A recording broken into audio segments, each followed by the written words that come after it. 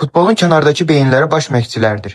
Bir çox futbol mütəxəssisinin fikrincə, bugün baş məşqçilər olmasaydı futbol bu dərəcədə inkişaf etməzdi. Tarixdə elə məşqçilər var ki, sözün əsl mənasında çalışdırdığı komandaları ilə kubokları silib süpürüblər. Bugünkü videomuzda ən çox kubok qazanan 3 məşqçiyə nəzər salacağıq.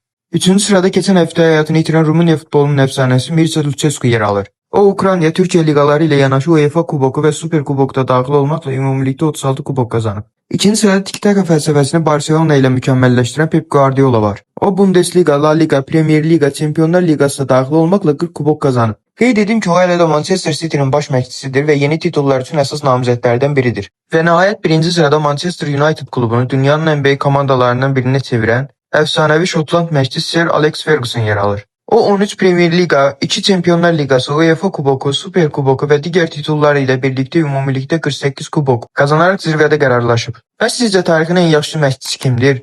Videomuzu bəyəndinizsə kanalımıza abunə olmağı unutmayın.